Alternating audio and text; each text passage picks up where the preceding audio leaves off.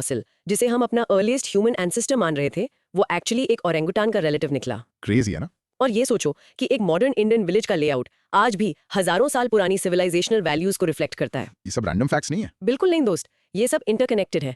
आज हम history, society और एवोल्यूशन के इन्हीं अमेजिंग कनेक्शंस को अनपैक करने वाले हैं। एक एपिक जर्नी होने वाली है। इससे पहले कि हम इस एडवेंचर को शुरू करें, एक छोटा सा काम कर दो। जल्दी से सब्सक्राइब बटन हिट करो, नोटिफिकेशन बेल ऑन कर लो ताकि कुछ मिस ना हो, और नीचे कमेंट करके बताओ कि तुम सबसे ज्यादा किस टॉपिक के लिए एक्साइटेड हो। रेडियो। तो आज के इस सुपर डिटेल डिस्कशन का लर्निंग मैप क्या है? फर्स्ट हम समझेंगे कि अर्बनाइजेशन और इंडस्ट्रियलाइजेशन का इंडिया की ट्राइबल कम्युनिटीज पर क्या इंपैक्ट हुआ। फिर हम रामापिथिकस की फैसिनेटिंग डिटेक्टिव स्टोरी में डाइव करेंगे, एक सपोज्ड होमिनिन एंसेस्टर से शिवापिथिकस तक का सफर। उसके बाद हम ट्राइबलिज्म और सूडो ट्राइबलिज्म के बीच का डिफरेंस बिल्कुल क्रिस्टल क्लियर करेंगे। नेक्स्ट अप वर्णाश्रमा सिस्टम और उसकी कंटेम्पररी रेलेवेंस पर बात होगी। फिर हम टाइम ट्रैवल करके हड़प्पन सिविलाइजेशन के लोथल डॉकयार्ड और उनके इनक्रेडिबल इंटरनेशनल ट्रेड रिलेशंस को एक्सप्लोर करेंगे। उसके बाद हम एस.सी. जुबे के फेमस स्टेटमेंट को इलैबोरेट करेंगे कि कैसे एक इंडियन विलेज एक सिविलाइजेशनल डिजाइन रिफ्लेक्ट करता है। और फाइनली हम एनजीओस के क्रूशियल रोल को ब्रेक डाउन करेंगे in the development of weaker sections. Ready for this? Let's get started. Let's do it. Okay, तो हमारा पहला क्वेश्चन है,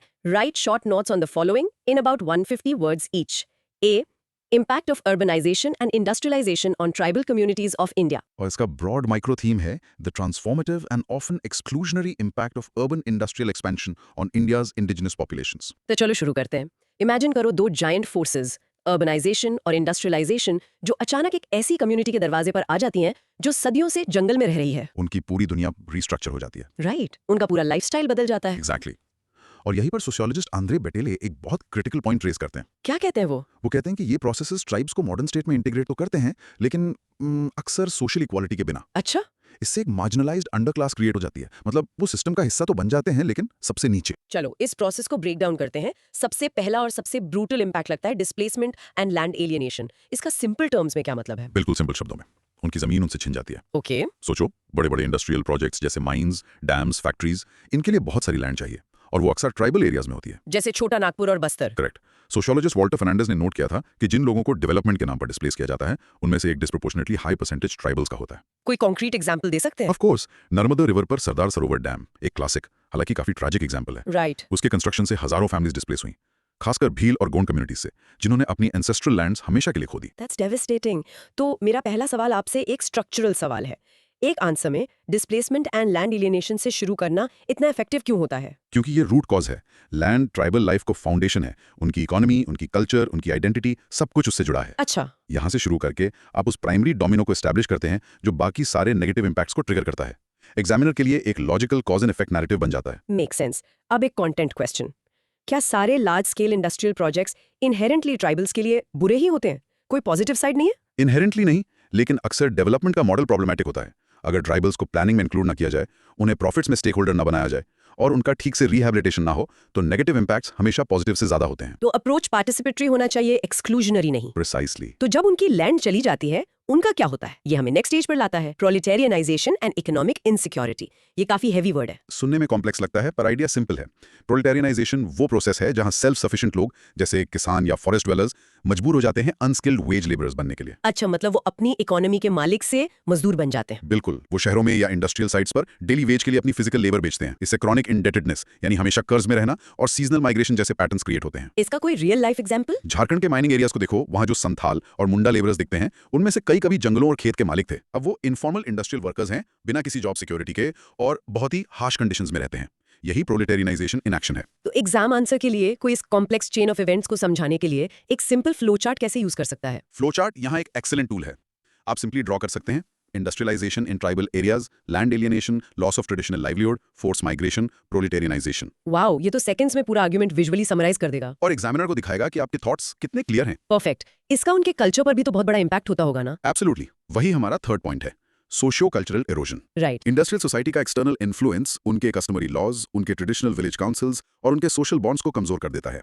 एंथ्रोपोलॉजिस्ट वरियर एल्विन ने इसे मैल एडजस्टमेंट कहा था। मैल एडजस्टमेंट? हाँ, जहां सडन और force cultural contact tribal moral economy को इरोड कर देता है और उन्हें एक कंफ्यूजन की स्टेट में छोड़ देता है। झारखंड का पाथरगाड़ी मूवमेंट इसी का एक पावरफुल रिएक्शन था। अच्छा। वो इंडस्ट्रियल इंटरेस्ट के खिलाफ ट्राइबल ऑटोनॉमी को रीअसर्ट करने की कोशिश थी। ये काफी डीप पॉइंट है।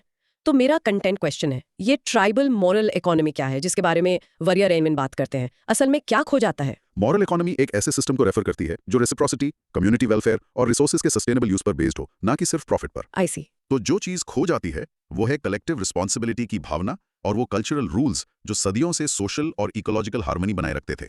उसकी जगह इंडिविजुअलिज्म और कंपटीशन ले लेते हैं। और उनकी हेल्थ और एनवायरनमेंट पर क्या असर पड़ता है? ये है चौथा पॉइंट, हेल्थ एंड इकोलॉजी।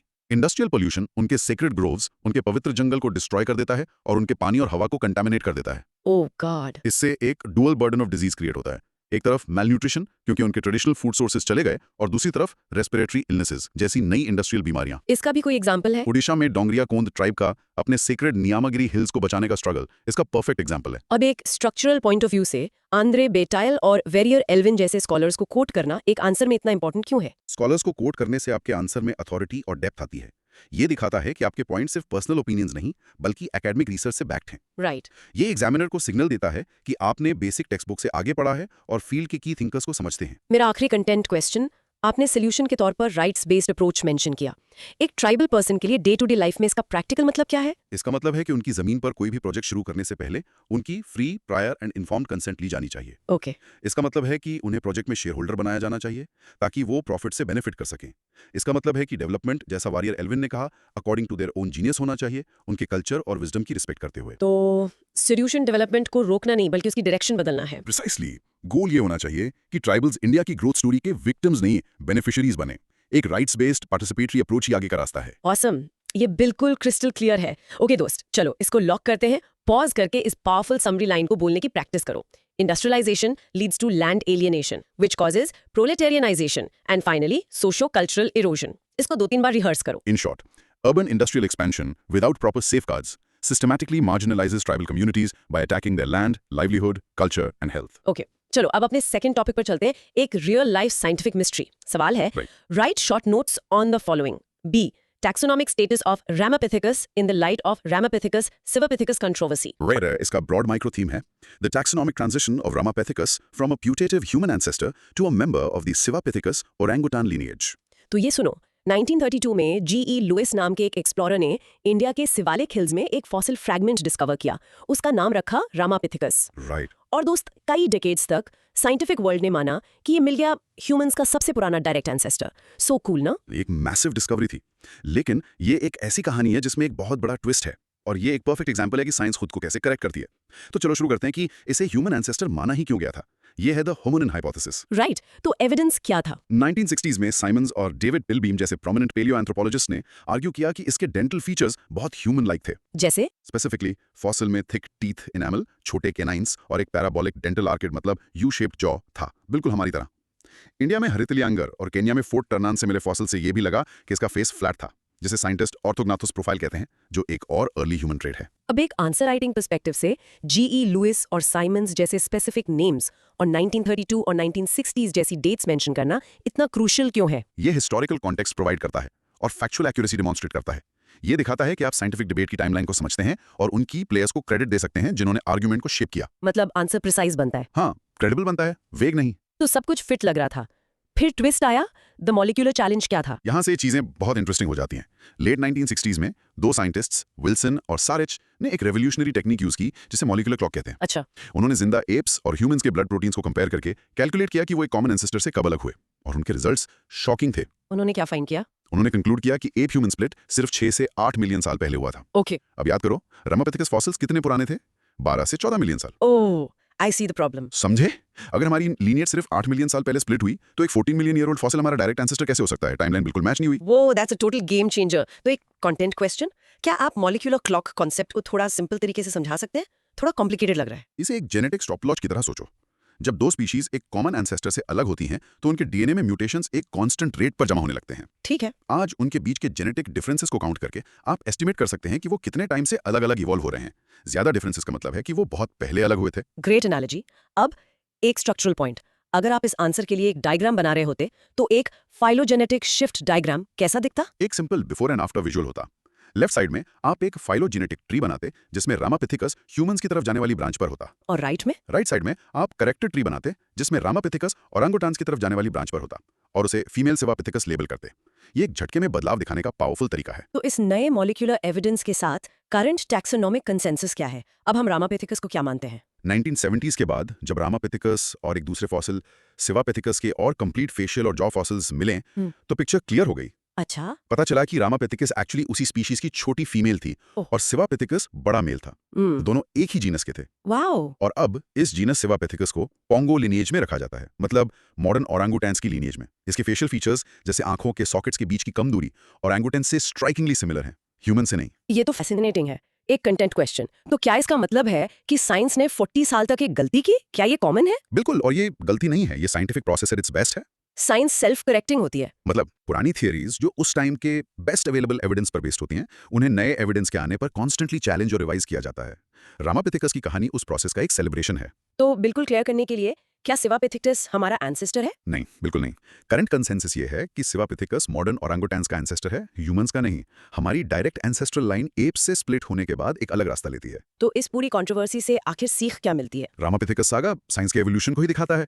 ये उस शिफ्ट को मार्क करता है जहां हम सिर्फ मॉर्फोलॉजी, मतलब फॉसिल कैसा दिखता है, पर डिपेंड करने से आगे बढ़कर मॉलिक्यूलर बायोलॉजी जैसे पावरफुल नए एविडेंस को इंटीग्रेट करने लगे। जैसा स्कॉलर केनेडी ने कहा, रामापिथेकस अब क्रेडल ऑफ ह्यूमैनिटी में भले ही ना हो, लेकिन एशिया के ग्रेट एप्स के एवोल्यूशन को समझने के लिए ये आज भी एक वाइटल फॉसिल है। आखिरी स्ट्रक्चरल क्वेश्चन, कहानी को फॉसिल की डिस्कवरी से शुरू करना इतना इफेक्टिव नैरेटिव हुक क्यों है? क्योंकि ये एक ड्राई साइंटिफिक टॉपिक को एक डिटेक्टिव स्टोरी बना देता है। अच्छा, इंटरेस्टिंग। आप पहले क्लू डिस्कवरी से शुरू करते हैं, इनिशियल हाइपोथेसिस, हीरो को इंट्रोड्यूस करते हैं, एक कॉन्फ्लिक्ट, मॉलिक्यूलर चैलेंज लाते हैं और एक रेजोल्यूशन, नया कंसेंसस के साथ एंड करते हैं। ये रीडर को इमोशनली एंगेज करता है। फैंटास्टिक। चलो दोस्त, प्रैक्टिस करने का टाइम है। ऑडियो को पॉज करो और ये बोलने की प्रैक्टिस करो।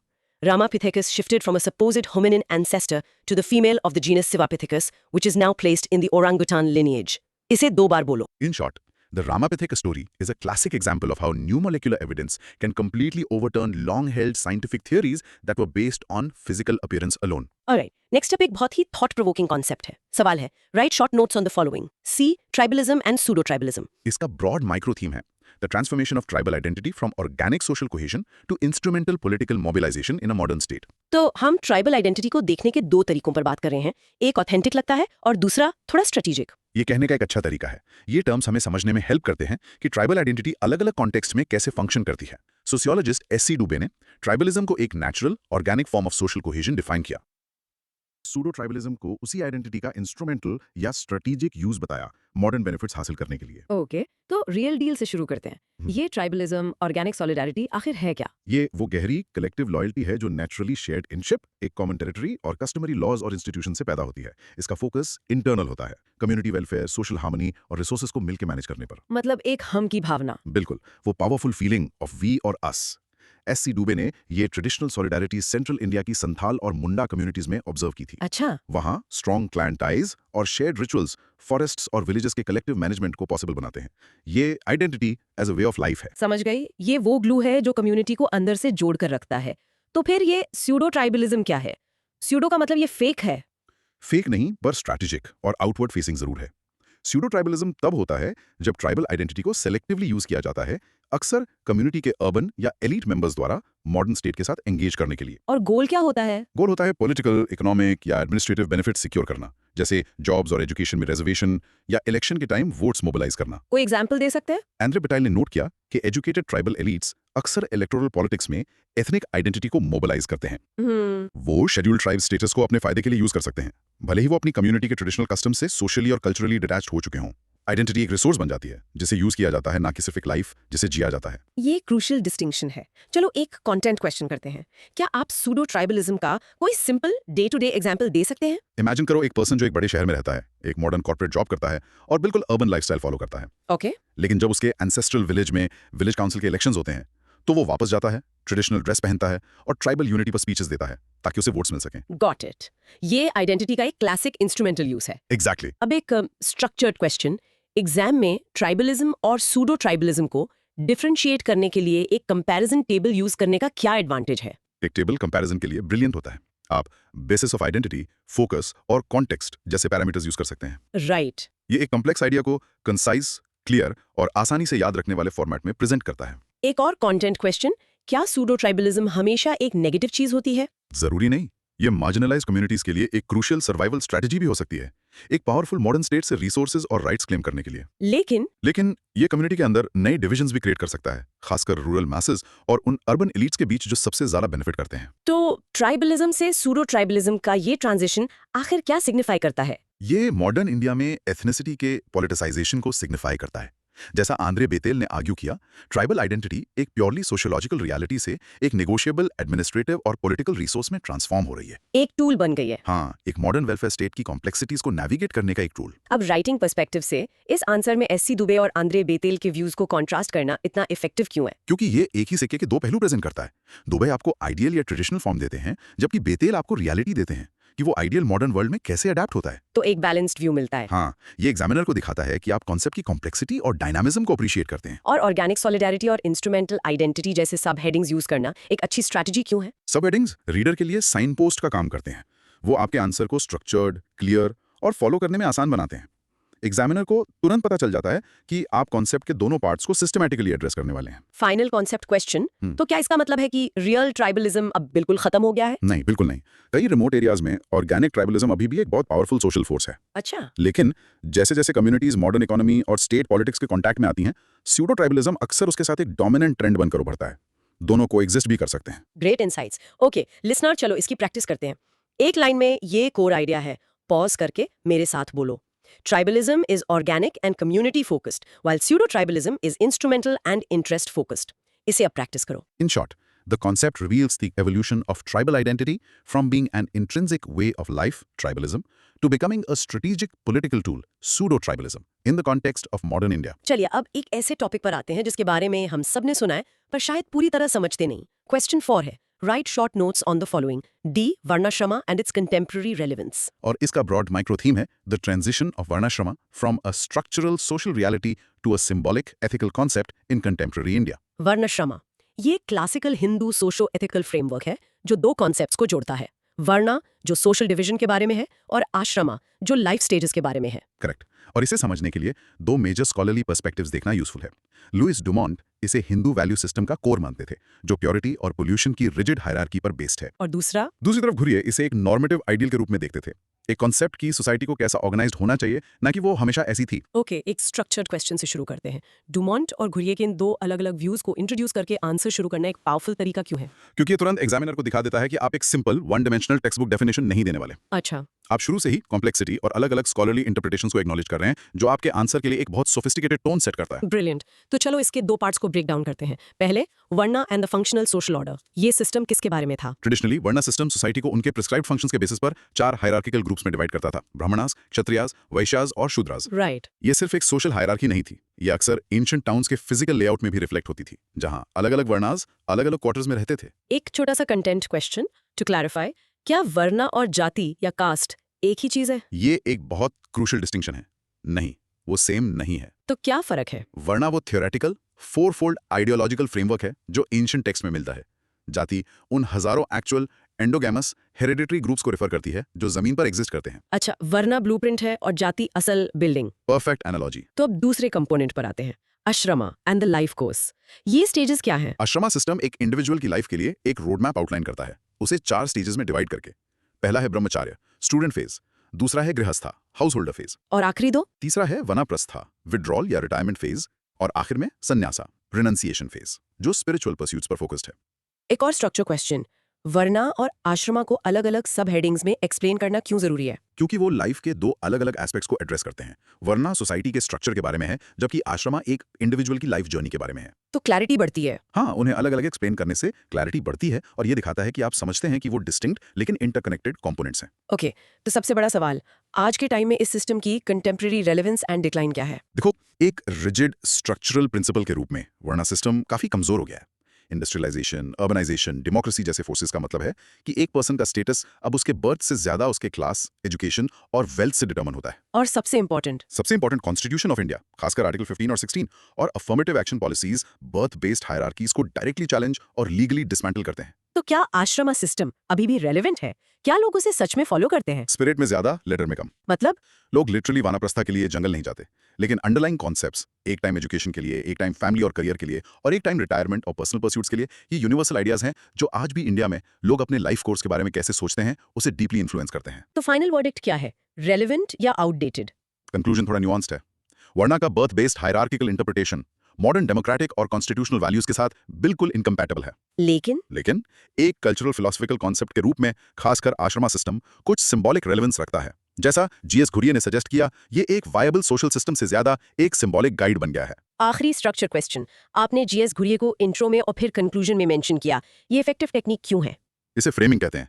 एक पर्टिकुलर स्कॉलर के पर्सपेक्टिव से शुरू और खत्म करके आप अपने आर्गुमेंट के लिए एक नीट लॉजिकल लूप क्रिएट करते हैं। अच्छा, एक सेंस ऑफ कंप्लीटनेस आती है। बिल्कुल। और आखिरी content question, contemporary relevance discuss करते वक्त कॉन्स्टिट्यूशन का जिक्र करना कंपलसरी क्यों है? क्योंकि कॉन्स्टिट्यूशन मॉडर्न इंडिया का अल्टीमेट लीगल और मॉरल फ्रेमवर्क है। राइट। वरना जैसे सोशल स्ट्रक्चर्स की कोई भी डिस्कशन आज बिना ये एनालाइज किए अधूरी है कि वो इक्वालिटी, लिबर्टी और जस्टिस के कॉन्स्टिट्यूशनल प्रिंसिपल्स के सामने कैसे खड़े होते हैं। राइट, कॉन्स्टिट्यूशन ही बेंचमार्क है। एग्जैक्टली। ये बहुत ही बैलेंस्ड डिस्कशन थी।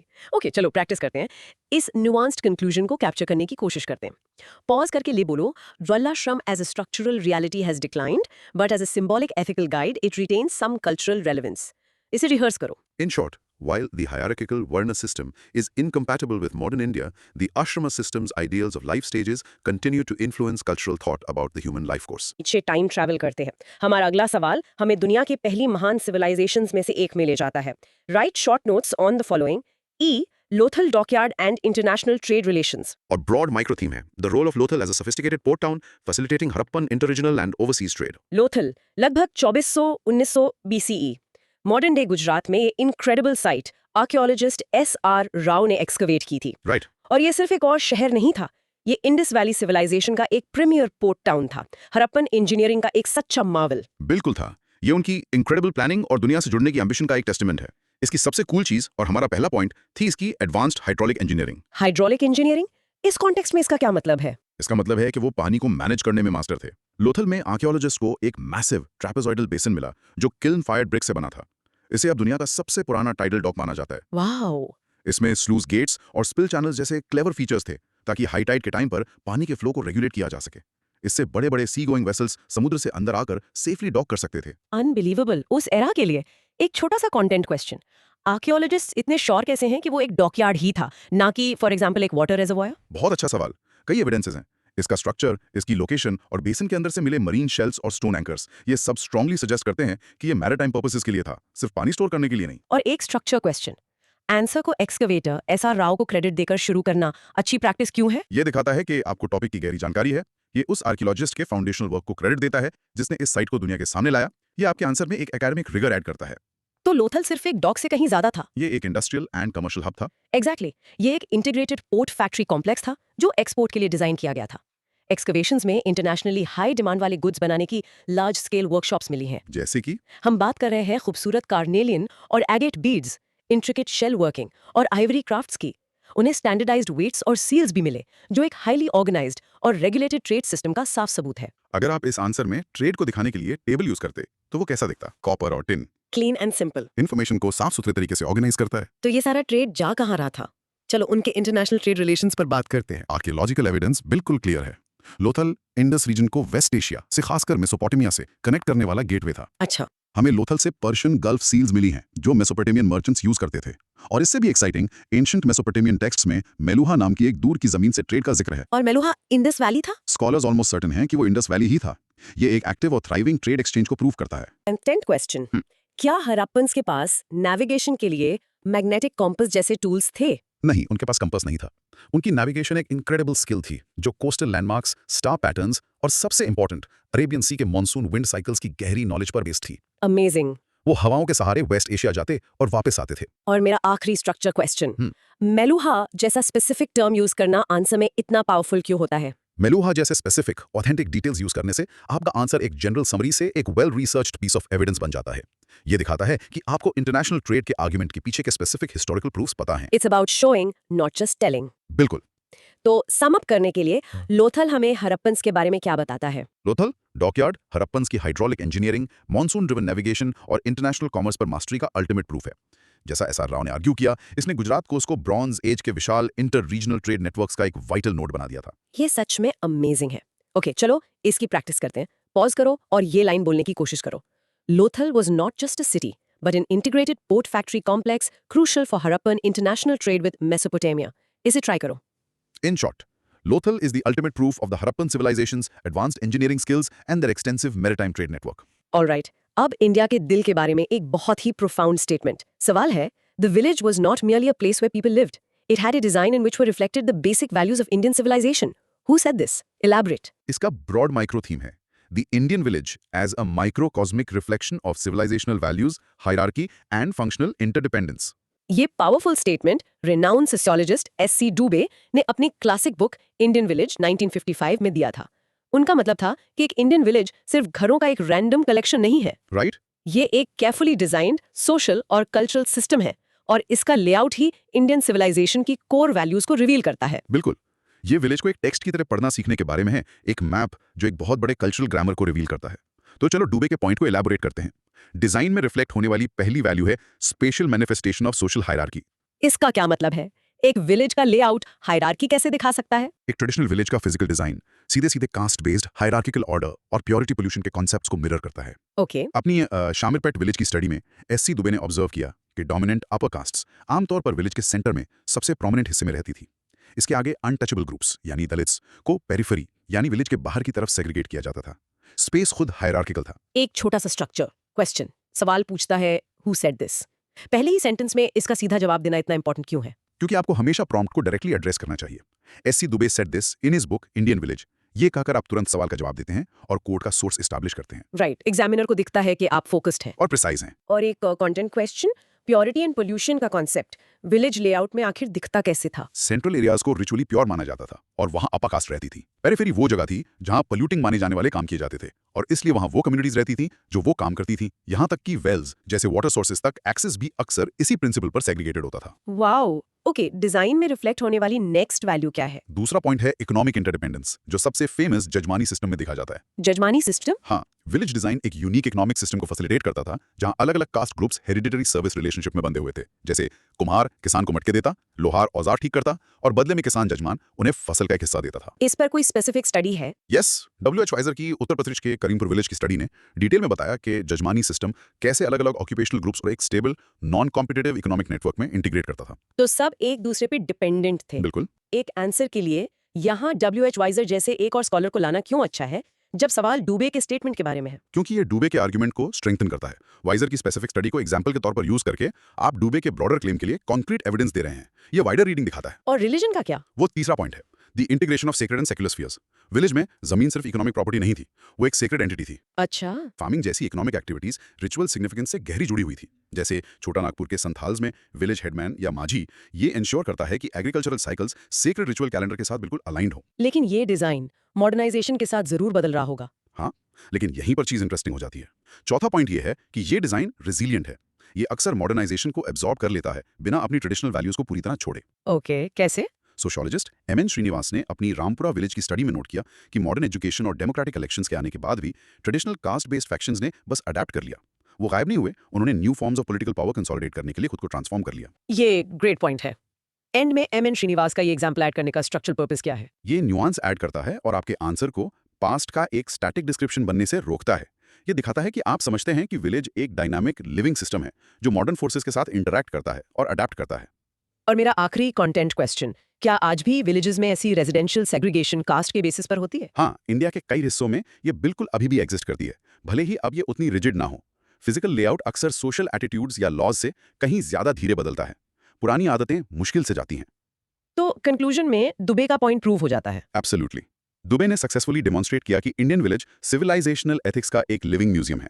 भले ही अर्बनाइजेशन जैसे मॉडर्न फोर्सेस बदलाव ला रहे हों, ये फंडामेंटल डिजाइन्स इंश्योर करता है कि विलेज आज भी इंडियन आइडेंटिटी और सोशल ऑर्डर के नेगोशिएशन का प्राइमरी साइड बना रहे। फैंटास्टिक। चलो अब दुबे के इस प्रोफाउंड आइडिया को अपने शब्दों में बोलते हैं। पॉज करो और इसकी प्रैक्टिस करो। The Indian village's physical layout is a map of its social and religious values, including hierarchy and interdependence. Practice it. In short, S.C. Dubé argued that the Indian village is not random. Its spatial and social design is a direct reflection of core civilizational values like hierarchy and interdependence. और अब हमारे आखिरी topic के लिए जो हमें सीधा modern era में ले आता है, सवाल है, discuss the role of NGOs in the socio-economic and political development of weaker sections and the manner in which they facilitate other stakeholders. The broad micro theme is the multidimensional role of non-governmental organizations, NGOs, as catalysts for socio-political empowerment and mediators in the development ecosystem. NGOs यानी non-governmental organizations, ये citizen based groups हैं जो state से independent काम करते हैं social issues को address करने के लिए। Yes, और जैसा आंद्रे बेतेल पॉइंट आउट करते हैं, NGOs इक्वालिटी और जस्टिस जैसे एब्स्ट्रैक्ट कॉन्स्टिट्यूशनल आइडियल्स को कॉन्क्रीट ग्राउंड लेवल एक्शन में ट्रांसलेट करने में एक वाइटल रोल प्ले करते हैं, खासकर वहां जहां स्टेट नहीं पहुंच पाती। बिल्कुल। तो चलो उनके रोल को सिस्टमैटिकली डिस्कस करते हैं। पहले उनका role in socio economic development. यहाँ वो दो की फंक्शंस परफॉर्म करते हैं। पहला है livelihood and economic empowerment. NGOs self help groups SHGs को प्रमोट करने के लिए फेमस हैं, राइट, जो सेविंग्स को एनकरेज करते हैं, छोटे बिजनेसेस के लिए माइक्रो क्रेडिट प्रोवाइड करते हैं और इनकम जनरेटिंग एक्टिविटीज क्रिएट करते हैं। एक ग्रेट एग्जांपल है NGO प्रादान, जो सेंट्रल इंडिया में ट्राइबल लाइवलीहुड्स को सपोर्ट करता है। और दूसरा फंक्शन? दूसरा है ह्यूमन डेवलपमेंट सर्विसेज प्रोवाइड करना। वो अक्सर एजुकेशन और हेल्थ जैसे क्रूशल सेक्टर्स में स्टेट के एफर्ट्स को सप्लीमेंट करते हैं। जैसे गुजरात में सेवा सेल्फ एम्प्लॉयड वुमेन्स एसोसिएशन एक लेजेंडरी ऑर्गेनाइजेशन है जो गरीब सेल्फ एम्प्लॉयड महिलाओं को बैंकिंग, क्रेडिट और हेल्थ अवेयरनेस से एम्पावर करती है। ये बहुत अच्छा है। एक स्ट्रक्चरल पर्सपेक्टिव से प्रियादान और सेवा जैसे स्पेसिफिक नेम्ड एग्जांपल्स यूज करना इतना इफेक्टिव क्यों है? क्योंकि एग्जांपल्स आपके आंसर को रियल और टेंजिबल बनाते हैं। सिर्फ एब्स्ट्रैक्ट फंक्शंस के बारे में बात करने के बजाय आप दिखा रहे हैं कि आप जमीन पर काम कर रही एक्चुअल ऑर्गेनाइजेशंस के बारे में जानते हैं। क्रेडिबिलिटी ऐड करता है। बिल्कुल। ओके, ये सोशियो इकोनॉमिक पार्ट कवर हो गया। उनके रोल इन पॉलिटिकल डेवलपमेंट के बारे में क्या? ये भी उतना ही इंपॉर्टेंट है। यहाँ भी दो मेजर रोल्स हैं। पहला है राइट्स बेस्ड मोबिलाइजेशन। ये चैरिटी नहीं है, ये एम्पावरमेंट है। अच्छा। NGOs वीकर सेक्शंस को उनके लीगल राइट समझने और क्लेम करने में हेल्प करते हैं। जैसे ट्राइबल कम्युनिटीज को फॉरेस्ट राइट्स एक्ट के तहत क्लेम्स फाइल करने में हेल्प करना। हमने ये नियमागिरी हिल्स केस में देखा। और दूसरा political role? Strengthening grass roots democracy.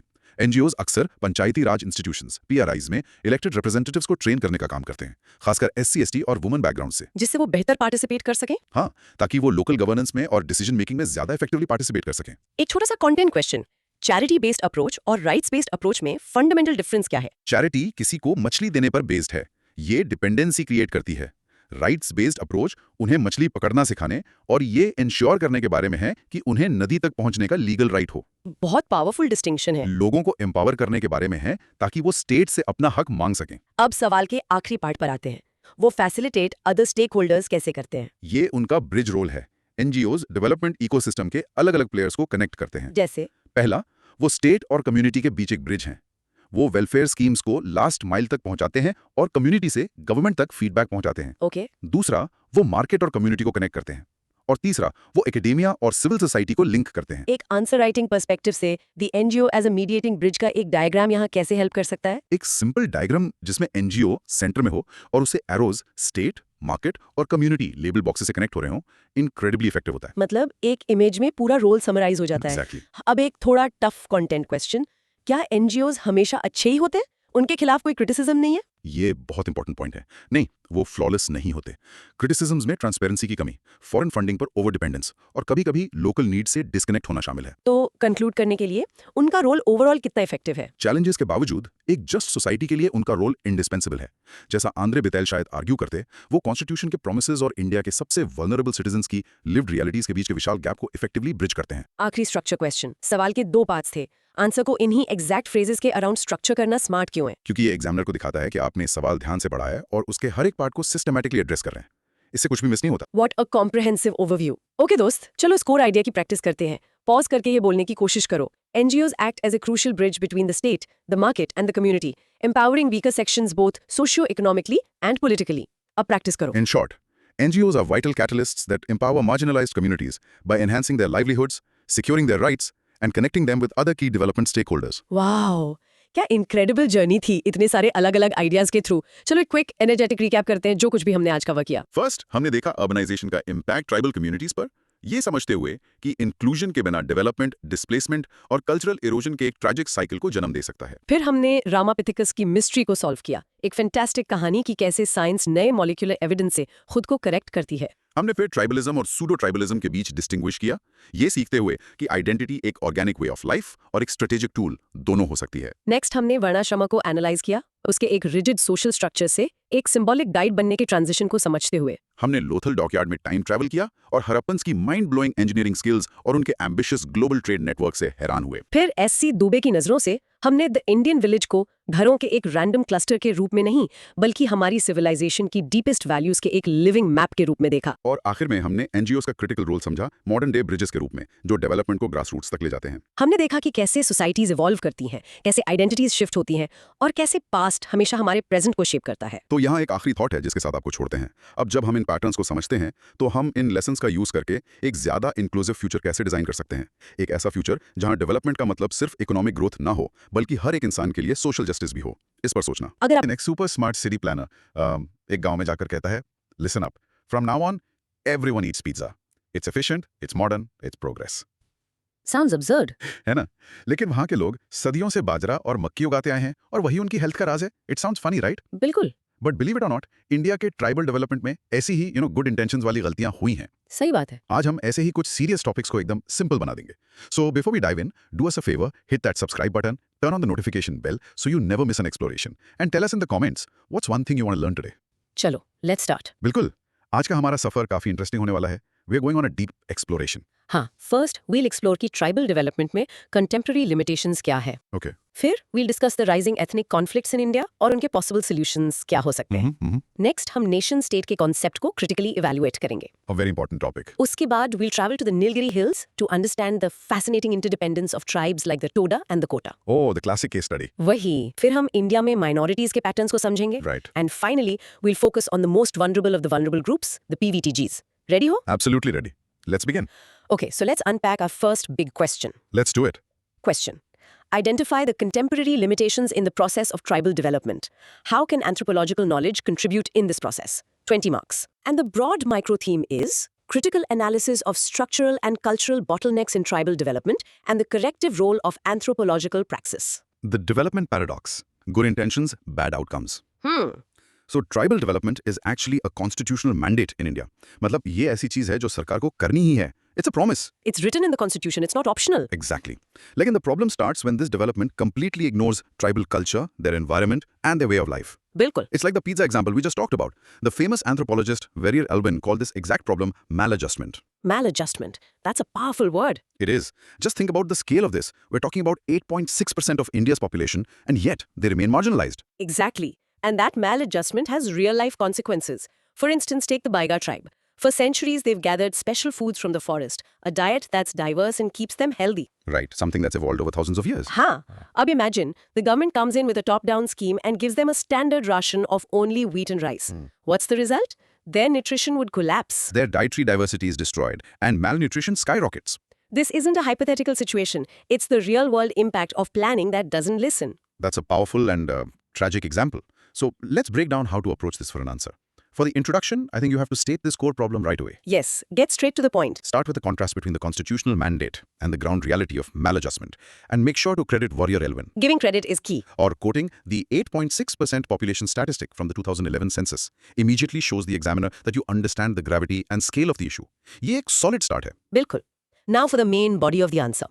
Let's tackle the limitations first. सबसे पहला point है top-down bureaucratic models. अच्छा, what does that mean exactly? मतलब, these are centrally designed plans forced upon everyone with zero local understanding. The Baiga and Saharia tribes suffering from malnutrition is a perfect, tragic example of this model's failure. Okay, so a one-size-fits-all approach that fits no one. Precisely. Second, and this is a huge one, displacement-induced impoverishment. That sounds serious. It is. Big projects, dams, mines, factories are often built on tribal lands. The result is land alienation. Scholar Walter Fernandez did a heartbreaking study on the Sardar Sarovar Dam, I've read about that. showing how Bhil and Gond communities were displaced. उनका घर, जमीन, सब कुछ चला गया in the name of national interest. Wow. The third limitation is the weak implementation of protective legislation. The thing is, कानून तो है. We have laws like the PESA Act of 1996 and the Forest Rights Act of 2006. Laws on paper look great. But on the ground, they are often bypassed. PESA, for example, is supposed to give the Gram Sabha, the village council, power over local resources. But really, unki sunta kaun hai? Point hai, the implementation is the real challenge. Fourth is elite capture and internal inequality. Development funds and schemes don't always reach the neediest. Acha, so the benefits get hijacked? Exactly. Often more powerful tribal groups or local elites capture these benefits. The truly vulnerable groups, the PVTGs, or particularly vulnerable tribal groups like the Birhor or Bonda, they get left with nothing. So even within tribal communities, there's a hierarchy of who gets the benefits. That's a complex layer. It is. And the fifth and perhaps the most insidious limitation is cultural insensitivity and the assimilation bias. Okay, that's a mouthful. Break it down. Development is often misunderstood as integration, but in practice, it becomes assimilation. Let's be clear about the difference. Integration is a salad bowl. Everything is together, but each ingredient keeps its unique identity. Right. You can still see the tomatoes and the cucumbers. Exactly. Assimilation is a melting pot. Everything melts into one, and original identities disappear. So you just get a uniform soup. Bilkul. This means their indigenous languages and rich belief systems like Doni Polo or Sanamahi are seen as obstacles to be overcome, not treasures to be preserved. That's a fundamental disrespect for their culture. So those are the deep-rooted problems. What's the solution? How can anthropology contribute? This is the second half of the question. The contribution part. First, through context-specific planning. Anthropology provides the micro-level insights that planners miss. It understands kinship, local leadership, and customary laws. Sahi. It helps make development culturally compatible. The great sociologist Andre Bitel warned us, you have to recognize diversity, not try to erase it. That's a great quote. Second is using a biocultural approach to health. A biocultural approach, that sounds fascinating. It is. It connects biology, culture, and ecology. For instance, understanding the prevalence of sickle cell trait among the Gonds isn't just a medical issue. It's linked to their environment and genetics. Acha. So it's about seeing the bigger picture. Yes, and it also means respecting their traditional healing practices instead of just dismissing them as superstitions. Third is promoting participatory development and consent. Anthropologists are champions of free, prior, and informed consent, or FPIC. This is revolutionary. FPIC. Why is that so revolutionary? Because it means you don't just inform a community about a project, you get their consent before anything begins. It's about empowering their traditional councils and giving them a real voice. So it's a power shift? It's a huge power shift. And fourth, sustainable resource management. Matlab? Instead of imposing foreign models, anthropology highlights the tribe-nature relationship that already exists. It promotes livelihoods based on their traditional knowledge, like millet revival programs or community-led forest management. So working with their knowledge, not against it. Exactly. So for the conclusion, you tie it all together. You can argue that these limitations stem from a fundamental knowledge gap. The path forward is a shift from a target-based welfare approach to a rights-based empowerment approach. And to make it really powerful, I would end with Warrior Elvin's beautiful phrase, protection with dignity, and Andre Batel's warning about recognizing diversity. Perfect. Now let's dig a bit deeper with some cross-questioning. First, on structure. Why is it so important to write the limitations and contributions in two separate distinct sections? Simple. Because it brings immense clarity to the answer. It shows the examiner you have a structured thought process. First, you diagnose the problem, and then you prescribe the solution. It's logical and very easy to grade. Samjhe? Bilkul. Second question on content. You mentioned Walter Fernandez. Is just dropping a scholar's name enough? Or is there a deeper point to be made? Great question. It's not about name dropping at all. Citing Walter Fernandez substantiates your point with evidence from a respected scholar who has dedicated his life to this issue. So it adds credibility. It transforms your argument from a mere opinion into an academically backed claim. You're not just saying displacement happens, you're showing proof that it does. Makes sense. Third question on structure. A flowchart is a great visual tool. How can you express that same flow in words for an essay? You can create a narrative sentence. For example, the flawed development process typically begins with a top-down bureaucratic model leading to maladjustment. However, when corrected by anthropological interventions like participatory planning, this process transforms into a rights-based, sustainable outcome. एक line में पूरा flow. Cool ना? Very cool. Fourth question, content. We talked about assimilation versus integration. Can you give me another simple way to think about it? Absolutely. Think of a musical orchestra. Integration is when the violin, the cello, and the flute all play together to create a beautiful symphony. But you can still hear each instrument's unique voice. I like that analogy. Assimilation is when you tell the violin and the flute, they must sound exactly like the cello. You lose the richness. Got it. Crystal clear. Fifth, a strategic question on structure. What's the big advantage of starting the introduction with both a statistic, 8.6%, and a scholar's name, Elvin? It creates a powerful first impression. The statistic establishes the scale of the issue, and the scholar's name establishes your academic credibility. In the first two sentences, you've told the examiner, I understand the facts, and I know the theory. It's a power move. It is? Last one, on content. Why is free, prior, and informed consent, FPIC, considered so revolutionary? It sounds like common courtesy. Sounds simple, but it fundamentally shifts power. For decades, the model was decide, announce, defend. The state decided, announced the project, and then defended it against protests. Acha. FPIC flips this. It puts the community in the driver's seat. It gives them the right to say no. It's not about charity. It's about respecting their rights as the primary stakeholders. Ye respect hai. That's a very clear distinction. Fantastic. Now for everyone listening, this is a key idea. Pause and practice saying it like this. The core problem in tribal development is the knowledge gap. which anthropology fills with its micro-level, culturally sensitive insights. Rehearse this. And for our mini recap, In short, the biggest failure of tribal development wasn't a lack of money, but a lack of humility. We tried to give them what we thought they needed, forgetting they already had something invaluable, a culture perfectly adapted to their world. तो हमने देखा कि गलत development policies communities को कैसे तोड़ सकती हैं। लेकिन जब ये टेंशन हद से बढ़ जाती है तो ये सिर्फ विकास का सवाल नहीं रहता बल्कि अस्तित्व की लड़ाई बन जाती है। Right. यहीं से शुरू होते हैं ethnic conflicts. So our next question is discuss the rising ethnic conflicts in India and propose their possible remedial measures. That's 15 marks. And the broad micro theme for this is the socio-political dynamics of rising ethnic conflicts in India and multifaceted strategies for their resolution. Identity on fire, understanding ethnic conflicts. A powerful title. First things first, what is ethnicity? It's not something natural or biological like your eye color. The anthropologist Frederick Barth gave a brilliant definition. He said ethnicity is a socially constructed boundary. Socially constructed. Matlab, it's something we create. Yes. It's a way for groups to say this is us and that is them. This us versus them feeling isn't always a problem, but it becomes explosive when it gets activated by politics, especially when there's competition over resources. Acha. In India, these conflicts are often fueled by historical grievances, unequal development, and identity politics. That's a great point. The us versus them feeling can be very powerful. Imagine you belong to a community that has lived in a place for centuries. Suddenly a large number of outsiders move in, and now you have to compete with them for jobs, for land, for resources. Tension is inevitable. Right, absolutely. The scholar Myron Wenner studied exactly this kind of migration-induced tension in Assam. This is the classic sons of the soil conflict. Exactly. So let's structure this answer. For the introduction, starting with Frederick Barth's definition of ethnicity as a socially constructed boundary is a very advanced way to begin. It shows your thinking conceptually. Right. Then you immediately connect it to the Indian context, historical issues, uneven development, and the struggle for political power. In the body, let's first analyze the nature of conflicts. Right. Let's break down the types. First, there's tribal and indigenous assertion. This is a fight for dignity and rights over ancestral lands, what they call Jal Jangal Zameen. The movements by Naga and Muzo communities in northeast India are classic examples of struggles for political autonomy. Right. And second, as we just discussed, are the migration-induced tensions, or the sons of the soil sentiment, as analyzed by Myron Wenner in Assam. Yes. Third is development-induced conflict. This happens when development projects are set up in mineral-rich tribal areas, but the local communities see no benefit. Instead, they only face displacement and pollution. Like the first question we discussed. Exactly. The protest by the Dongria Kondh tribe to save their sacred Nyamgiri hills in Odisha from a mining corporation is an iconic, globally recognized example of this. And an incredible story of resistance. It is. Fourth is political mobilization, where ethnicity is used as a tool to gain political power. The Bodo movement in Assam for the creation of a separate state of Bodoland is a clear case of this. And a fifth type is cultural insecurity. Explain that a bit? Smaller ethnic groups often live with the fear that their unique languages and traditions will be swallowed up by dominant cultures. For example, the struggle of the Adi tribe in Arunachal Pradesh to preserve their indigenous Doni Polo religion is a fight for cultural survival. Okay, so that's the diagnosis, a very clear breakdown. Now, for the second part of the body, the remedial measures. How do we solve this? The big question. First, decentralized governance. Power needs to flow downwards. This means properly implementing the 6th schedule of the Constitution and the PESA Act. Give real power to Gram Sabhas.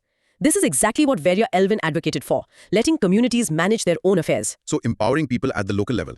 Second, negotiated peace accords. You can't solve these issues with just security forces. You need political dialogue. The Mizoram Peace Accord of 1986 is a shining example. It ended a decades-long insurgency and successfully integrated the insurgents into the political mainstream. It's a huge success story. And a very important one to mention. And third, we need equitable development. What does that look like? This means development that is community-centered and respects traditional ecological knowledge, or TEK. Programs like the revival of millets, which are both nutritious and culturally significant, are a fantastic example of this. So development that sustains, not destroys. Exactly. And for a powerful conclusion, you can write something like, sustainable peace requires a transition from identity-based resistance to identity-based governance. It's a great line. I like that. Resistance to governance. And of course, you can mention Andre Betai, who argued that managing diversity is not a choice, but a necessity for the survival of a diverse democracy like India. That's a solid framework. Let's do some cross-questioning. First, on structure. Why is it a good strategy to divide the answer into nature of conflicts and remedial measures? It's the classic problem-solution approach. It shows the examiner that you're not just listing facts, but you can also think analytically and constructively. It's a very logical and high-scoring structure. Pehle problem, phir solution. Makes sense. Second question, on content. The Dongria Kondh case is mentioned everywhere. What makes it so significant? Because it's a true David versus Goliath story. It demonstrates that a small, marginalized indigenous group can win against the combined might of the state and a powerful multinational corporation if their cause is just and their resolve is strong. It's a powerful story of resistance and victory that inspires people globally. It's a symbol of hope. Absolutely. Third, a practical question on structure. For a 15-mark answer, how many case studies should one ideally include? A good rule of thumb is to have at least one concrete example for each major point you make. So for this answer, maybe 4 to 5 well-explained case studies would be ideal. Remember, examples are everything. They make your answer come alive. Sahi. Fourth question, a bit more nuanced, on content. Is the Sons of the Soil sentiment always negative? Thoda socho. That's a critical question. Not necessarily. At its core, it's a demand for the protection of local rights and resources, which can be a legitimate political claim. But it becomes negative and dangerous when it turns violent, xenophobic, or discriminatory against migrants. There's a very fine line there, right? The line between protectionism and xenophobia. Fifth, back to structure. What's the strategic benefit of ending the conclusion with a thinker like André Béthil? It adds academic weight to your final statement. It shows you're grounding your own conclusion in the wisdom of a major scholar who has thought deeply about these issues. It leaves a lasting scholarly impression. True. Last question on content. We call the Mizoram Peace Accord a success. But what made it so successful compared to other attempts? The key was that it was a political solution, not a military one. It addressed the core political demands of the Mizo people, gave them statehood and autonomy, and treated the insurgent leaders with dignity, allowing them to join the democratic process. So it was a masterclass in conflict resolution through dialogue, not force. Exactly. Excellent. Now for some practice. Chalo, practice this phrase. Ethnic conflict arises when identity boundaries are politically activated by competition over resources. Isko bolkar dekho? And for the mini recap, ethnic conflicts are not random emotional outbursts. They are deeply rational struggles over resources, rights, and recognition. The only sustainable solution lies in dialogue and decentralizing power. These conflicts over identity and land don't happen in a vacuum, hai na? No, they don't. They happen within a specific political framework, the nation-state. And that concept itself might be part of the problem. Let's dig into that. Yes, let's. Question. Critically evaluate the concept of nation-state and describe its impact on indigenous societies. 15 marks. Broad micro theme, the structural tension between the homogenizing nation-state model and the localized autonomy of indigenous societies. One nation, many worlds. The big clash. So, the nation-state is a pretty modern idea. Its main goal is simple and powerful. One territory, one government, one identity, one nation. But how is this oneness achieved? There are two brilliant thinkers who explain this. On one hand, you have Ernest Gellner, who made a practical argument. He said that to run modern industries and bureaucracies, you needed a standardized culture. Everyone speaking the same language, following the same rules. It was an economic necessity. And on the other hand, Benedict Anderson made a more emotional point. He called the nation an imagined community. Now, imagined doesn't mean it's fake. Right, that's a common misunderstanding. It means you will never meet most of your fellow citizens, but you still feel a deep connection with them, a sense of belonging. This feeling is built through shared stories, symbols, and rituals, constantly reinforced by schools and the media. So it's a powerful story we're all taught to believe in. Bilkul. So a practical need and an emotional story. But what's the problem here? Let's take a real-life example. Imagine a community that has lived in a forest for 1,000 years, governing themselves with their own customary laws. Okay. Suddenly, a nation-state is formed. It draws a border on a map and declares, this forest is now national property to be used for the national interest.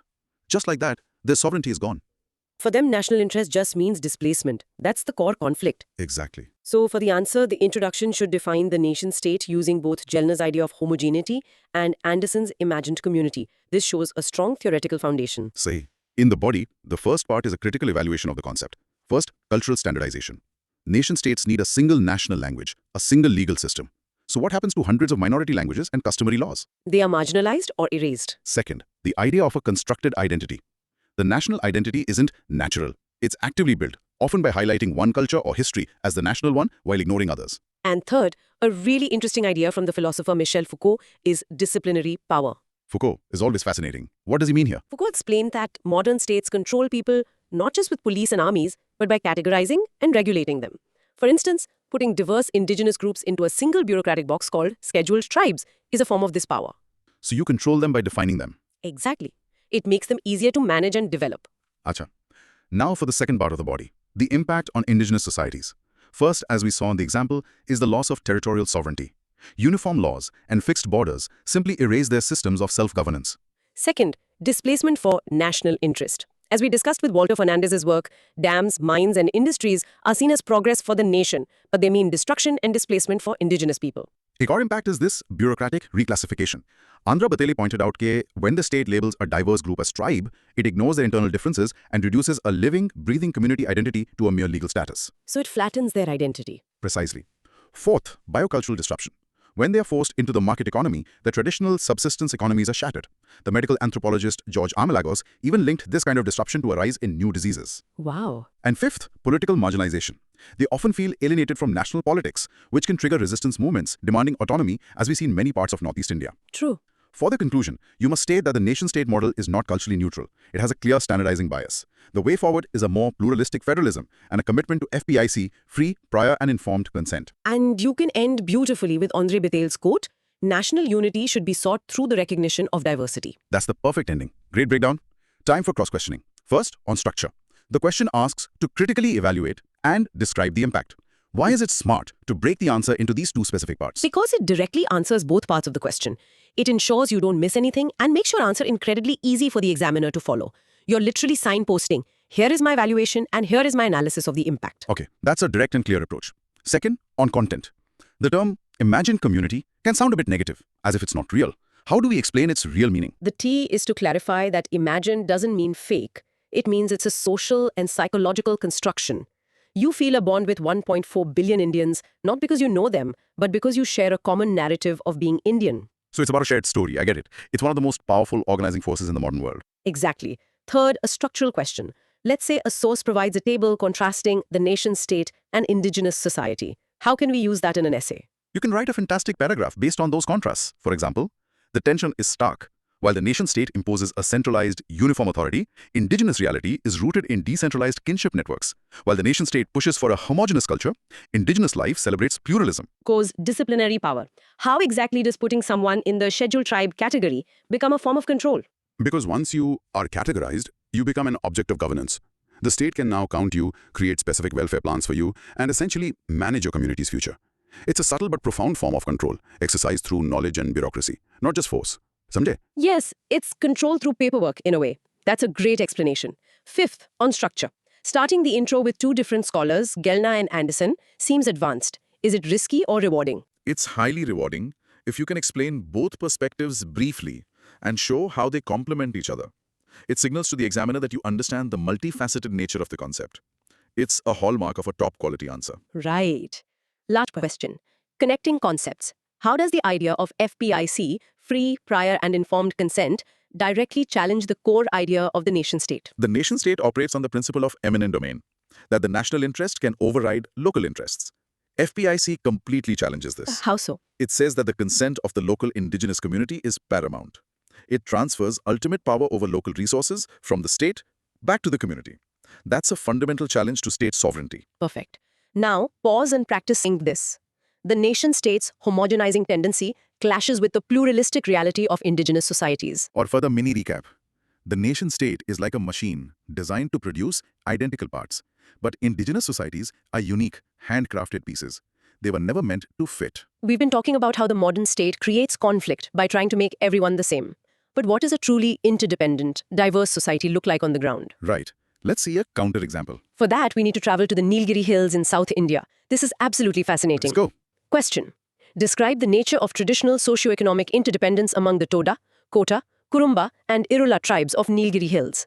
Highlight the changes occurring in these interrelationships, 20 marks. And the broad micro-theme, a classic case study of symbiotic intertribal relations and its transition towards a market-oriented social structure. The original social network, Toda, Kota, Kurumba, and Irula. For centuries, the Nilgiri Hills were home to a unique service exchange system involving 4 main tribes. The original social network. I love that title. It fits, Senna. Yeah. This means each tribe had a specialized role, and they all depended on each other for both survival and rituals. Think of it as a perfect team where everyone has a specific, non-competing job.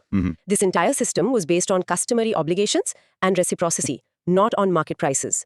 The great anthropologist W.H.R. Rivers wrote a classic study on this in 1906. Wow, 1906. That's foundational work. What a cool concept. It's like a village that functions without a single market. So you have the Toda, the pastoralists with their magnificent buffaloes providing milk and ghee. Then you have the Kota, who are the artisans, giving them tools, pots, and music in return. Yes. Then the Kurumba, the experts of the forest providing honey and, interestingly, magical protection. Magical protection. We have to talk more about that.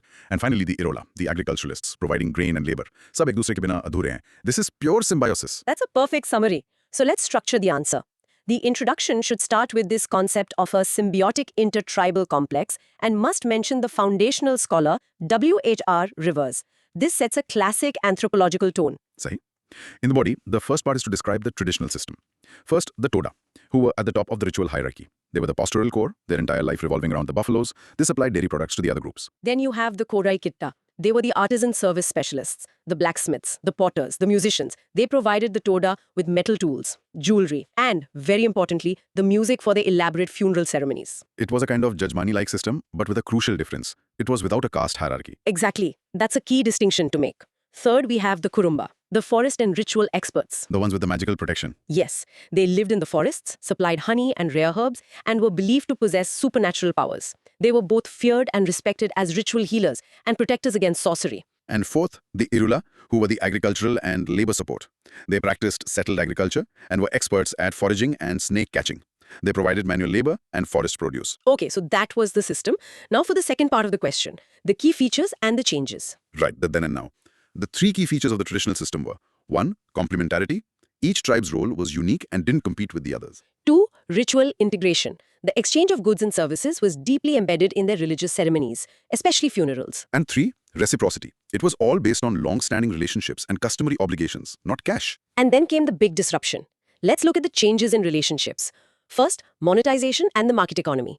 The arrival of British tea and coffee plantations changed everything. Suddenly, paisa aa gaya. Cash became the medium of exchange. The game changer. Second, occupational diversification. Now, a Kota person doesn't have to be a blacksmith. They can get a job in the city. The Irula can work as wage laborers on plantations. The old specializations started to dissolve. Third, a decline of ritual centrality. If you can pay for services with cash, the ritual obligation weakens. The Toda's high ritual status, which was central to the system, started to erode. And fourth, state intervention. Government welfare schemes and reservation policies focused on individuals, promoting individual mobility rather than strengthening the old system of collective interdependence. So, for the conclusion, you would say that the Nilgiri complex is a classic example of functional interdependence. However, the shift from a system of reciprocity to one of market contractuality, just as Rivers documented, is eroding this unique social balance. The challenge is to find a path of modernization that doesn't destroy this heritage, but proceeds with dignity. Exactly. Now for our cross-questioning. First, on structure.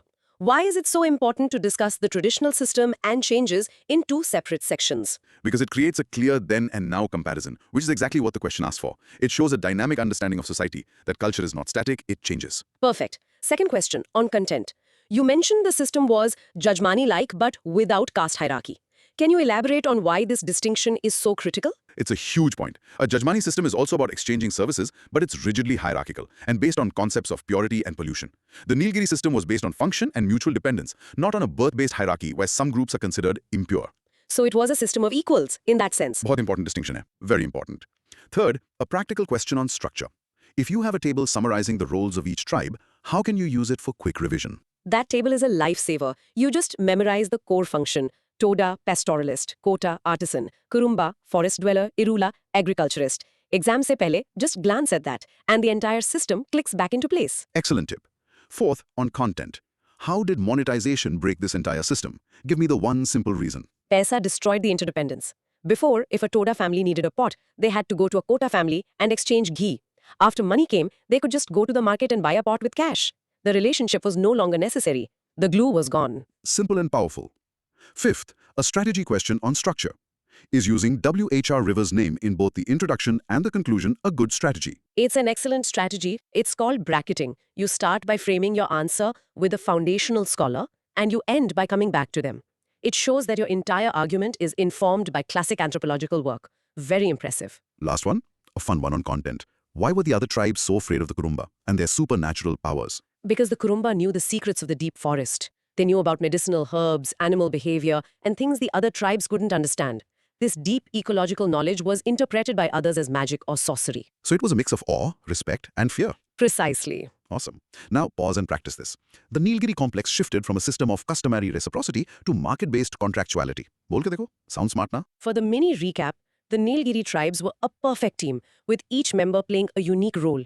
But the entry of the market economy turned them from a team into individual players. That beautiful symbiotic system in the Nilgiris was disrupted by the market and the state. This process of change creates winners and losers, and often it creates minorities, groups that now have to consciously fight to preserve an identity that was once taken for granted. Let's focus on that. A very natural transition. Question. Define minority. Elaborate the patterns of linguistic and religious minorities in India. 15 marks. Broad micro theme. the constitutional, spatial, and socio-cultural landscape of linguistic and religious minorities in India. More than numbers, understanding minorities. The first thing to get right is that minority doesn't just mean being fewer in number. That's too simplistic. Right, it's a common mistake. A great definition comes from the UN Special Rapporteur, Francesco Capototti. He said a minority is a non-dominant group whose members share distinct ethnic, religious, or linguistic characteristics, and crucially, who have a collective will to preserve them. That will to preserve is the key. It's an active choice. Exactly. It's about identity and the desire to protect it. And in India, the Constitution gives them that protection through Articles 29 and 30. Here's a real-life story to make that clearer. Imagine a Tamil family living in Delhi. At home, they speak Tamil, celebrate their festivals, and eat their traditional food. Okay? In Delhi, they are a linguistic minority. They might constantly worry that their children, surrounded by Hindi and English, will lose their mother tongue. That active effort to preserve their identity is the core of the minority experience. That makes it very clear. So, for structuring the answer, the introduction should be perfect. If you start with Capototti's formal definition, mention the non-dominant and will to preserve aspects, and immediately connect it to the Indian Constitution's Articles 29 and 30. That covers all bases. In the body, let's first discuss the patterns of linguistic minorities. First, we have interstate minorities. These are people living in one state but speaking the language of another. For example, Telugu speakers in Tamil Nadu or Marathi speakers in Karnataka. The second pattern is intrastate and tribal diversity. This is about minority languages within a single state. For instance, the Bodo language in Assam or Khasi in Meghalaya. These are not languages of another state. They are indigenous to that region. And often, these languages don't even have their own script, which makes preservation even harder. Sahi baat hai. And third, there are migrant patterns. In big metropolitan cities, you'll find linguistic enclaves, small neighborhoods where people from a particular region have settled and created a community, like clusters of Urdu or Hindi speakers in southern cities. Now for the second part of the body, religious minorities. India officially recognizes 6 religious minority communities: Muslims, Christians, Sikhs, Buddhists, Jains, and Parsis. And the first pattern to understand here is spatial concentration versus dispersal. Okay, what does that mean? Some communities are highly concentrated in one area, while others are spread out. For example, Sikhs are highly concentrated in Punjab. In contrast, Muslims, while being the largest minority, are dispersed all over India, with some high-density pockets in states like UP, West Bengal, and of course, Kashmir. The second fascinating pattern is the tribal religious interface. This refers to the spread of certain religions, especially Christianity, in the northeast and in the tribal belts of central India. The sociologist M.N. Srinivas made a very important point about this. What did he say? He said that for many tribal communities, conversion wasn't just a change of belief. It was a path to education, healthcare, and social mobility, a way to escape old hierarchies. It creates a layered identity. They are both tribal and Christian. That's a very nuanced perspective. And third, we have the unique case of micro-minorities. These are extremely small groups, like the Parsis or the Jews. Their population is tiny, but they have incredibly strong cultural cohesion and are mostly concentrated in urban areas. And for the conclusion, you can't do better than using Andre Bethel's powerful insight. Minorities must be understood not merely numerically, but in terms of their access to power. It's a profound statement. It is. You can end by saying that managing this pluralism is India's greatest challenge and its greatest strength. Excellent. Let's do a quick cross-questioning. First on structure. The question specifically asks about linguistic and religious minorities. Is it necessary to have separate headings for them? Absolutely essential. It shows that you've read the question carefully and are addressing all its parts systematically. It provides clarity and ensures you cover both aspects in sufficient detail. Makes sense. Second on content. Why is M.N. Srinivas's comment on the tribal religious interface so important? Because it adds a layer of socioeconomic analysis to the act of religious conversion. It stops us from seeing it as a simple spiritual event and forces us to understand it as a complex social strategy for empowerment and upward mobility. Right, it's about seeing the why behind the what, a much more nuanced understanding. Exactly. Third, a structural question. How critical is it to mention Articles 29 and 30 in this answer? It's non-negotiable. Mentioning the constitutional provisions anchors your entire answer in the Indian legal and political context. It shows you understand that minority is not just a sociological concept in India, but also a legal and constitutional one. Iske bina answer adhura hai. Okay. Fourth question. On content and application. How might the concept of spatial concentration be important for a policymaker? Soch ke batao. It's hugely important. For a concentrated minority like Sikhs in Punjab, you can design state-level policies. But for a dispersed minority like Muslims, you need a different, more localized or national strategy that can address their needs in diverse contexts, from a village in UP to a city in Kerala. So the policy has to match the demographic pattern? Bilkul. Fifth, on structure. How does using that Andre Belail quote in the conclusion elevate the answer? It takes the answer from being a good description to a sharp analysis. It shifts the focus from just counting people to asking the real question: who has power and who doesn't? It shows you're thinking critically about the deeper meaning of being a minority. Right. And the final question on content. How do micro-minorities, like the Parsis, manage to preserve their strong identity despite having such a small population? It's a masterclass in community cohesion.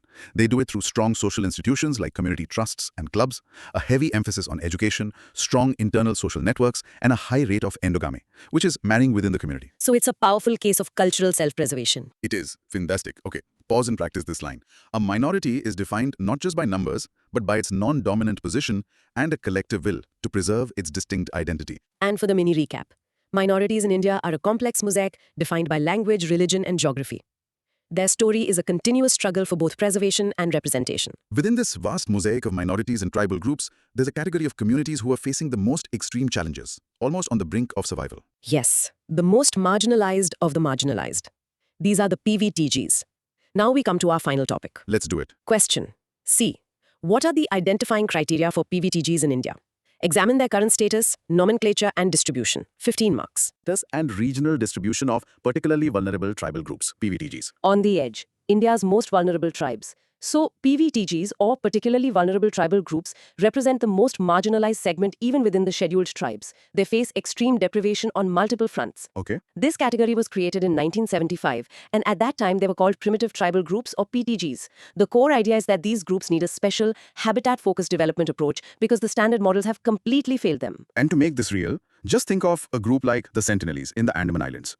Their population is critically small, perhaps on the verge of extinction. They still use pre-agricultural technology, hunting and gathering, and have almost zero contact with the outside world. They are the textbook definition of a PVTG, demographically fragile, socially isolated, and technologically traditional. A perfect example. So to structure this answer, the introduction should define PVTGs as the most marginalized within the STs and must mention their original name, PTGs, and the year 1975. This provides important historical context. Right. In the body, the first part should list the identifying criteria. These were laid down by the Debar Commission. There are 5 core criteria. 1. A pre-agricultural subsistence economy. This means they primarily depend on hunting, gathering, or shifting cultivation. The anthropologist D.N. Majumdar called this a subsistence-level adaptation. The second criterion is a stagnant or declining population. This is a major red flag. It means their population growth is either zero or negative. The Sentinelese and the Onge of the Andaman Islands are critical examples. Third is extremely low literacy, a rate that is significantly lower than both the national and the overall ST average. Fourth is economic backwardness, which translates to chronic poverty and food insecurity. And fifth is geographic and social isolation.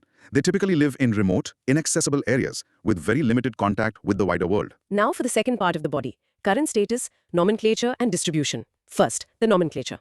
The name was officially changed from Primitive Tribal Group, PTG, to Particularly Vulnerable Tribal Group, PVTG, in 2006. And that's not just a cosmetic change, is it? Not at all. It's a significant ideological shift. The word primitive is a judgmental, colonial-era term. Vulnerable accurately describes their situation and places the responsibility on the state to protect them. It aligns perfectly with Varial Elvin's concept of protection with dignity. That's a very important point, the power of words. What about their health and livelihood status? It's generally dire. They face a high burden of malnutrition, anemia, and diseases like tuberculosis. And as Walter Fernandez noted, due to the problem of elite capture that we discussed earlier, the welfare schemes meant for them often don't even reach them. And their distribution? There are currently 75 recognized PVTGs in India, spread across 18 states and 1 union territory. Right. And their distribution can be broadly divided into 3 zones. First, Central and Eastern India, which has the highest concentration. This includes well-known groups like the Bonda and Dongria Kondh in Odisha and the Birhor in Jharkhand. Second, Southern and Western India, which includes the Toda and Kota in Tamil Nadu, whom we just discussed, and the Siddhi in Gujarat. And third, the Andaman and Nicobar Islands, which are home to some of the most isolated groups like the Jarawa, Onge, and the Great Andamanese. So, for the conclusion, a great way to end would be with another warning from Andhra Bitei. Administrative categories should not become permanent, inescapable labels. The goal should be empowerment, not just perpetual protection. The way forward must be a rights-based participatory approach that integrates their traditional ecological knowledge with modern healthcare and education. Perfect. Plan for a final cross-questioning session. First, on structure. Is it a good idea to structure this answer with 3 distinct subheadings: criteria, status, and distribution? Yes, it's the best idea. It directly mirrors the structure of the question itself. It makes the answer incredibly organized and easy for the examiner to follow and award marks for each part. Makes sense. Second question, on content. Was changing the name from primitive to particularly vulnerable really meaningful, or was it just a symbolic gesture? It was incredibly meaningful. Primitive is a word that carries the baggage of colonialism. It labels them as pichda hua or backward. Vulnerable is a word that describes their condition and implicitly highlights the state's responsibility to act. So it's a shift from judgment to responsibility. Exactly. Third, a structural question. Why is it important to mention the Dhebar Commission in this answer? Because the criteria we use to identify PVTGs today are based on the recommendations of the Dhebar Commission's report. Mentioning it gives your answer a historical and official basis. It shows you know the origin of these policies. Good point. Fourth, on content. Of all the criteria, why is stagnant or declining population considered one of the most critical? Because it's an existential threat.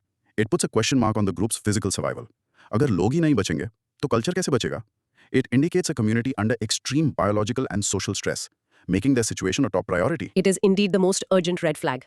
Fifth, on structure. In the distribution section, is it enough to just name the states or should you also provide examples of tribes? Examples are crucial. Just writing Odisha is good, but writing Odisha, which is home to PVTGs like the Bonda and Dongria Kond, is far more impactful. It demonstrates specific detailed knowledge. True. Last question, content. Why does the problem of elite capture harm PVTGs the most? Because they are already the most isolated and powerless group. When more powerful, politically connected tribal groups or outside middlemen hijack the benefits meant for them, PVTGs have almost no voice or mechanism to complain or fight back. They are the most easily exploited. A very grim reality. It is? Perfect. Now pause and practice saying this. PVTGs require a habitat-based, rights-oriented approach, moving beyond mere welfare to genuine empowerment. And the mini recap. PVTGs are on the brink, and they don't just need aid, they need a form of development that respects their unique culture and ensures their physical survival with dignity. What a journey today. हमने एक पूरा universe cover कर लिया. We certainly did. We deep dived into tribal realities, ethnic conflicts, and the modern state. Let's quickly recap the path we traveled. Let's do a quick summary. First, we saw that tribal development fails when it's a top-down project and only succeeds when it's culturally sensitive and participatory, a lesson anthropology teaches us. Then we understood that ethnic conflicts are not senseless violence. They are struggles for resources and recognition, where the only real solutions are dialogue and decentralization. We then critically analyzed the nation-state itself, realizing its one-size-fits-all model is a fundamental threat to the diversity of indigenous societies. And finally, we zoomed in on the ground, from the beautiful symbiotic system of the Nilgiri Hills to the extreme vulnerability of the PVTGs, seeing the many complex layers of India's social fabric. That covers it. Bilkul. And to leave our listeners with a final thought, एक सवाल छोड़ जाते हैं. Throughout our discussion, we've talked about protection and development, but is it always possible to do both? That's a deep question. Is it truly possible for a community like the Sentinelese to integrate into the modern world without losing the very essence of who they are? Is protection with dignity a beautiful but ultimately unachievable dream, or is it a practical reality we can fight for? इस पर सोचना जरूर. Zarur. Wow, that is a deep question to end on. What do you think? Let us know your thoughts in the comments, and if you got value from today's deep exploration, you know the drill. Like this session, share it with someone who needs to hear this, and subscribe for more. Until next time. Keep learning, keep questioning.